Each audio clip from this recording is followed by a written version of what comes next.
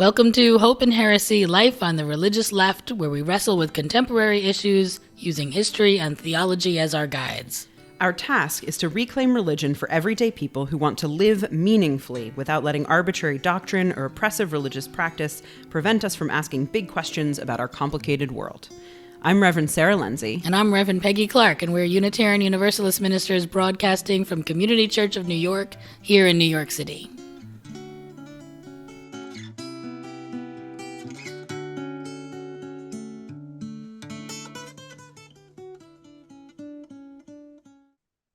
Hi, Sarah.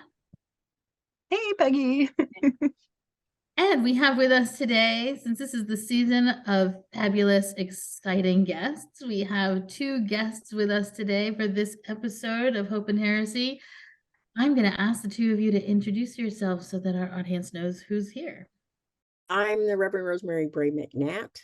I am president of Starr King School for the Ministry, which is a Unitarian Universalist seminary. Well, let me take that back. We're a Unitarian Universalist and multi-religious seminary in Oakland, California.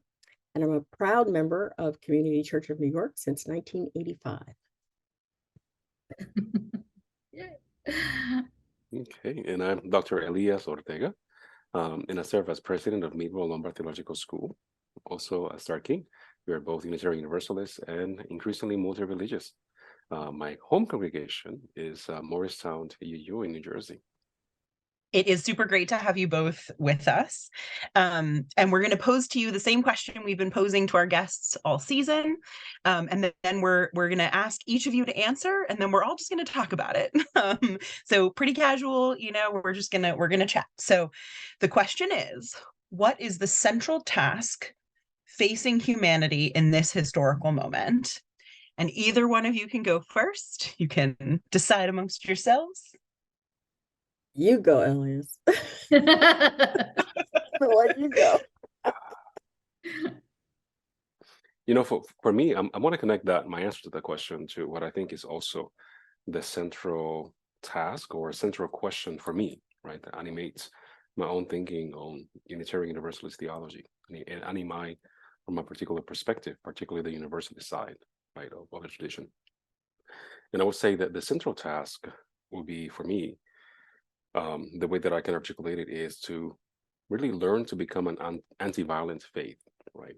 How do we embrace a posture of being in the world that is deeply committed to be anti-violence in all the forms that it takes?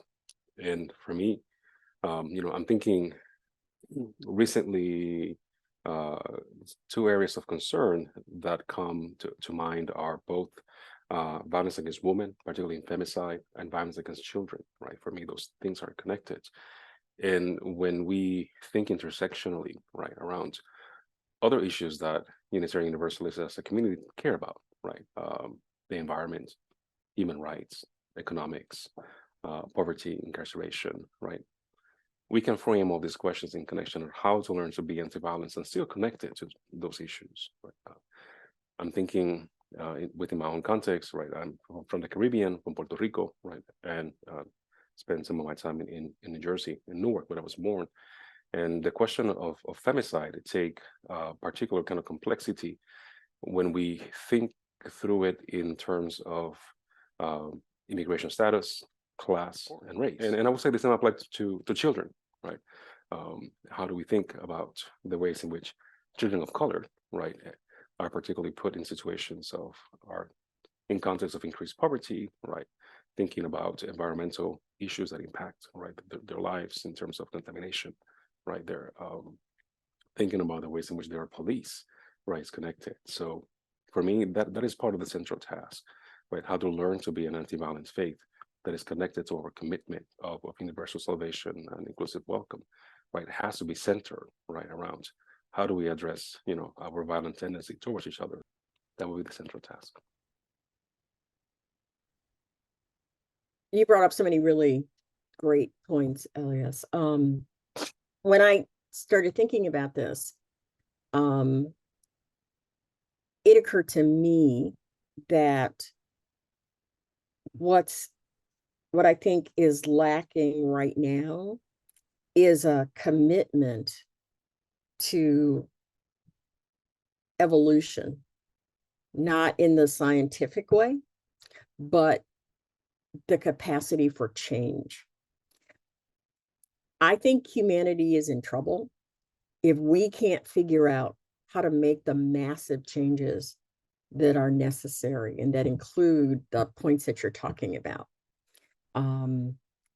I think that because there is so much happening and there are so many things going on in the world and so many pressures on so many groups of people, that what people default to is this desire for things to go back to the way they were, whatever that way was.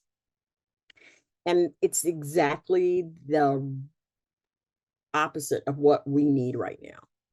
We need to figure out how we're going to make the change and the transition to a humanity that's going to survive.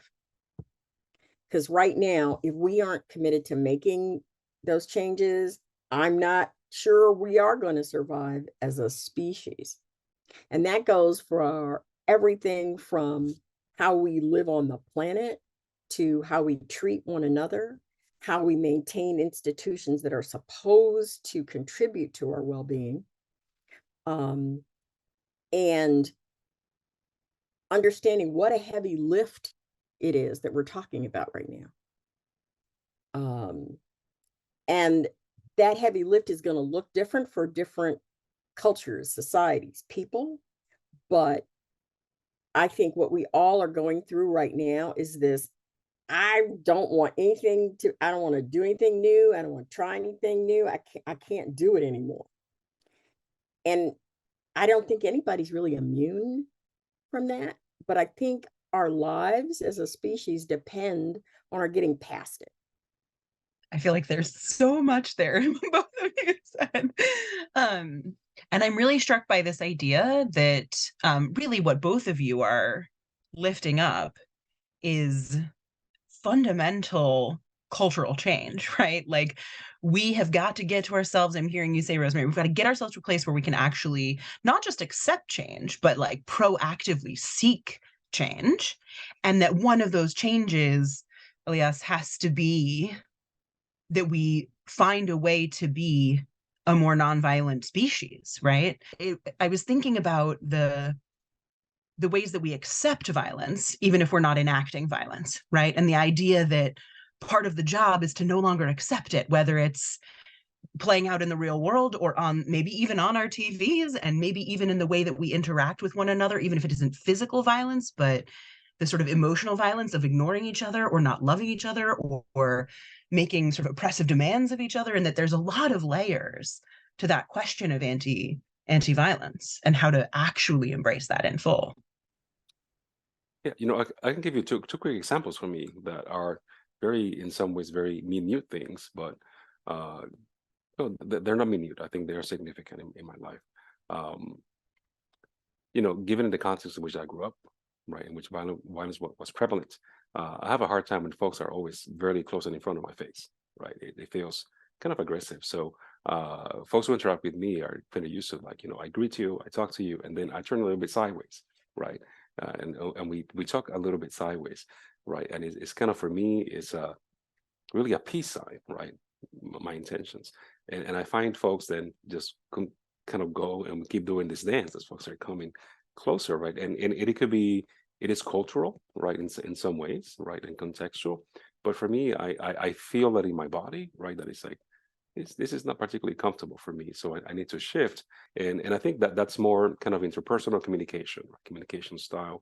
But I wonder in what ways we do not always aware in the ways in which our even presence and body can communicate in some other folks' particular feelings, right? And how do we, maybe I'm hyper aware as a man of color, right, and what my presence could signify in some places. But another example for me is coming within kind of UU context and conversation of really kind of policing, right? And I remember clearly a conversation around folks having these feelings around children, right, being police and resource officers in the school, right? But at the same time asking for increased policing in the neighborhood because crimes are coming up, right? And one of the things in this particular conversation, interaction, I was talking to this, well-meaning, right, congregational member, and it's like, we love the children. We will not do anything to harm your children, right? So I kind of pushed the conversation. It's like, okay, my children are worthy of love for you, but kind of how far would you go to protect the well-being, right, of my children, right? And of course, folks start numbering things that they can do. And then I pushed the question further, and it's like, well, do you think that I'm integral to the well-being of my children, right, as the parent of the children? Folks, it's like, yeah, of course, And it's like, well, then how far would you go to ensure that I am safe, right, for the protection of my children, right? Because what you are calling for in increased community policing then puts me, right, in direct line of fire, right? And then that was the shutdown to the conversation, right? Folks kind of could not go there to say in what ways they will ensure that folks like me are safe for the well-being of my children, right? So I think that's at times that is the tension, right? That when I think about becoming anti-violent, it's like this is part of the problem, right? That there's a moment, and we know this for statistics, right? Studies that children of color are seen as adult a lot sooner than other children, right? And they're interacted as such, right? So I was trying to bring that awareness, right, to the folks. And I think, Rosemary, as you said, right, we are not willing to evolve, right, and do those changes that we need to, right, in the larger context of how do we as a species, right, can make those transitions to ensure our mutual survival, not just, personal. And I just want to lift up the fact that, so Elias teaches and works in Chicago, and I was born and raised in Chicago and still have family there. And just a couple of days ago, Chicago elected a mayor that, frankly, I didn't think was going to win, because there is this massive energy in Chicago around it being this nightmare place to be, and that that blood's running in the streets, and that it's completely out of control. Even though the reality is that of the top 10 cities in the United States that are dangerous, Chicago doesn't make that list. Chicago doesn't make the top 15, right? That doesn't mean that there is no crime in Chicago. It just means that, as I heard somebody say when I was looking at YouTube, the WGN report about it, the sister said that we lead in the narrative about violence, not the actuality of violence. And Chicagoans, especially people of color who in Chicago, decided that even though that crime is higher statistically in neighborhoods where people of color live, they were not seduced by this whole narrative that was put forth by the guy Dallas, who was talking about law and order. Because people of color know what that means. It doesn't mean they're protecting people of color. It means that they are bringing more police and threatening more lives of more people of color. And I have to say how inspired I was by the fact that with all of the challenges Chicago has, they didn't buy into the nonsense. They did not buy into the nonsense. And I think in part it's because there's a bigger awareness in people of color about the complexity of living in a community where people don't have enough to eat, where people do not have anywhere to live, where people cannot get a job. And the systematic disinvestment that's been going on in Chicago since I was a child in Chicago. And when you combine that with the Chicago Police Department, which has been corrupt since I was a child in Chicago, Mm-hmm. It gave me hope that there might be ways to pierce this unending narrative about who and what needs to be controlled and by whom. So. And actually, one thing that I want to add about this is I think in the national divide, right, folks are easy to blame Republicans or Democrats.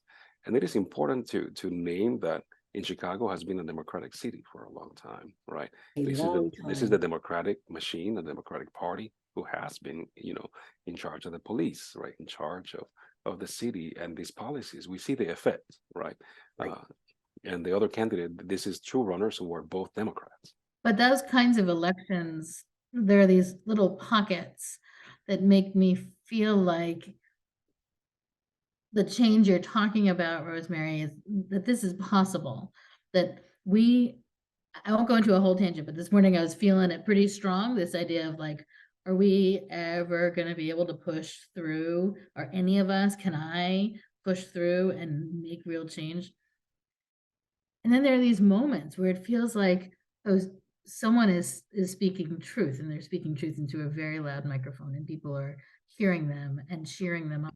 And really, if we look at the whole trajectory of time, we do the arc of the universe does bend toward justice. It just, not only does it take a long time, we have to push so hard to make that real. And there's so many casualties in the interim. And that's the thing that I'm always conscious of. When I just finished writing an essay for a friend of mine who's doing a book about Black women talking about policing and their families and things like that. And I was talking about my younger son who lives in Columbus, Ohio, which frankly has a police force that is not a whole lot better than Chicago's is.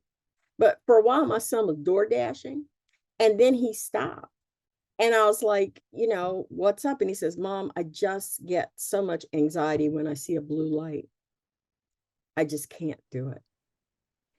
And I was just enraged. I mean, I had to figure out how not to say any of that while I was talking to him. But I'm like, okay, so I spent my whole life protesting, marching, voting, doing all these things. And I'm having a conversation with my grown child about how he can't do basic things that every young adult is trying to do, and they're trying to save money or, get a little bit ahead or keep gas in the tank, because he's not sure if he's going to be all right out there. And just the idea of it is enough to make him want to go back in the house. Those are the moments, Peggy, when I'm like, why did we even bother? Because that's real. I mean, why, when it feels like we're standing still or moving backwards, how much energy is it possible to, make my world so tiny I never have to look at any of this? The reality, though, is that when you're white, like I am, that's real. Like I can do that. I can go, okay, well, this is a lot, and I've been working hard, and I don't really want to do it anymore.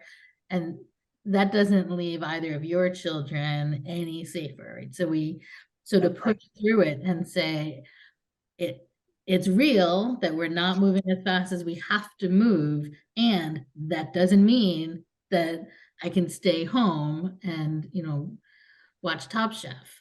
You have to. I think this is where Rosemary's point about needing to shift something about how we approach change is so important, because I also am a white person and my congregation is predominantly white. And I will say that, like, on paper, they share all these values, right? And most of my peers do. And when like the rubber hits the road, do they really want to have to change anything about the way they live their lives?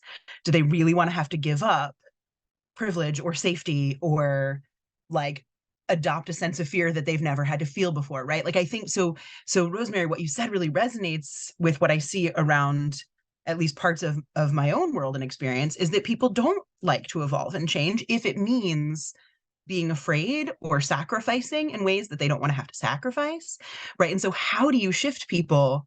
And I actually, the more we talk about it, I feel like it's super connected, which is how do you shift people into understanding that the only way to actually achieve nonviolence for everyone, right? And actual liberation and actual freedom for everyone is by actually sacrificing, right? That there is something that has to be given up. And whether that's the sense of everything can stay the same for me in my nice little bubble or whatever it is, but there's such an element of fear wrapped up in that too, right? Like wrapped up into that question of change and anti-violence, and all of it is, it's not just sort of stagnancy and laziness, I don't think. I think there's active fear. The reality, what I say to white people a lot is you're going to have to let go of power. And that is real, right? Power, it's so easy when you're the voice in the room, everyone listens to you, or you can walk down the street. I mean, I'm raising a white man. He's 13, but I don't have the kinds of fears, Elias, that you're talking about. My world is a different world, even if we're on the same block. So challenging white people to say, are you willing to let go of power and let someone else's voice be heard, shift the entire dynamic so that we are not, which maybe there's a real fear, right? Well, then what happens to my child? But I do not in any way believe that if we were to dismantle the current system, that what gets rebuilt means that like white kids aren't safe. I believe all kids then are safe. We can build something where everybody can really be safe. But I think Rosemary is right, that to move people from the complacency of everything works for me right now to everything needs to work for everybody, that there's a narrative we don't have yet somehow, or not collectively. We don't have the story that inspires everyone to say, yes, I'm letting go of my place and I'm expanding. I keep saying Unitarian Universalism is like how we expand wider and wider and pull more people in. That's not about losing, that's about gaining, right? That's about more and more in the center. How do we create the narrative that inspires people to that world? I feel like part of the problem is we're up against American white culture, which positions everything as a zero-sum game and positions scarcity as like the central narrative, right? So if I give up power to someone else, I have lost and they have won, right? Or there's only so much safety to go around. Like, I actually think that is part of what, right? Like that's part of the American narrative, right? Is that there has to be someone on the bottom so someone can be on the top. And so what we're fighting against on some level is the entirety of sort of American culture as it has evolved over, sorry, I go on a soapbox. I don't think that's a soapbox kind of rant. I think that this idea, well, just take what's happening in Unitarian Universalism right now in discussions of white supremacy culture. The discussion, not the doing, the discussions about white supremacy culture. So Starr King's had a curriculum that has talked about disrupting white supremacy culture that we started working on in 1996. And we have caught nothing but hell about it for a good decade, maybe more. And it's only recently that there's been some purchase that we've been able to gain in this conversation. But that's only among people who actually have begun to listen to the conversation that people are attempting to have in the white supremacy culture arena and thinking, oh, has anybody ever talked about this in Unitarian Universalism? As opposed to the argument that says, well, I'm not a white supremacist, like we think they've got a hood in the closet that they're hiding, and that which has nothing to do with what we're talking about. It's the extreme end of what we're talking about, but getting people to focus on that feels like it's the work of a lifetime. And when you consider the collateral damage that is going on right now in congregations among the people who have said, hey, wait a minute, we need to take this seriously. If we are the people we say we are, this is our next step. Dismantling and disrupting white supremacy culture is our next step. Well, oh my God, what'd you say that for? Okay. So if we are at the place where we can't even talk about disrupting, I'm not saying actually doing the disruption, we can't talk about it in our congregations and in our communities, what hope do we have for this evolution? I'm thinking about this in different layers, right? I think one of the layers that I'm thinking about is, as an educator and some of the work that I have done, there was a lot of, at some point early in my career, I received, I would say, well-intended critiques from colleagues, right, that were questioning my kind of my interest in teaching classical social theory. So the white guys, right? Max Weber, Durkheim, Simmel, and others. And it was kind of interesting, right? Because they're thinking, it's like, no, but we know that the colonialism, right? We're expecting this kind of Black radicalism through it. And I'm thinking, it's like, well, that is interesting, because what make you think that I'm teaching these folks the same way that other folks will teach them, right? I'm mobilizing some of the analysis that these folks bring for very different ends. So I'm thinking through them in the colonial lenses, anti-racist lenses, right, anti-patriarchal lenses that they can mobilize in other contexts, right, in a way that is effective, right, as a way to open the developmental conversation to then radicalize that kind of more. And it took a while, right, for some of my colleagues to kind of see the impact, right, and what folks were learning and how they were using it in other contexts to say, I'm not selling out, right, to this thing. I'm actually radicalizing this work. And I find it, honestly, I do find it interesting, right, for particular issues. I want to ask you something about that, Elias. Do you think it's in part because the virtue signaling is very real? And we tend to allow ourselves, or we want to push about the perfect, often at the expense of the good. Is it because we're a religious community that we lean into that? Is it because we are always, or not always, but are looking for this beloved community that is idealized for us? And so all of the things that attend to that are idealized as well? I think you and I have spoken in other contexts about this. so my position without lamentation, right, and without the rituals of confession, right, I'm not sure we're going to get too far. No, you're right. In our work, because what it ended up being is we idealize the community, right? We idealize that the idea of what the community will look like without the challenge of what the community is, right? And I was thinking, Malcolm X always come to mind, right? You cannot stab me 9 inches, pull it 6, and call it progress, right? Because you have still stabbed me anyway, right? And I think that's that's part of the challenge. How do we understand that?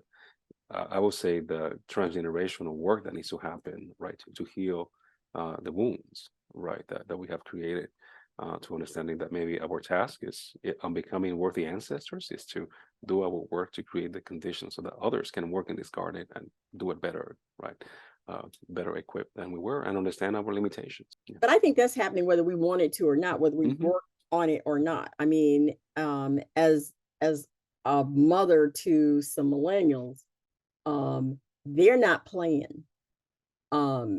They really aren't interested in the excuses.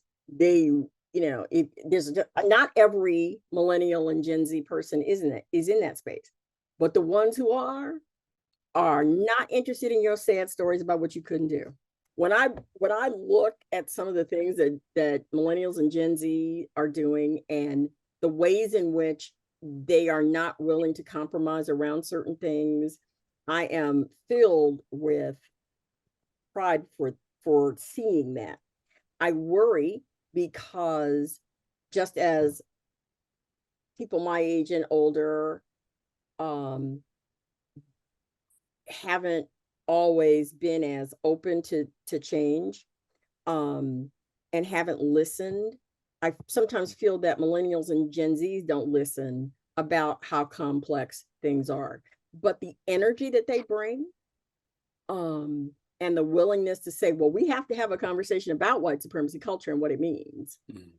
They're all about that.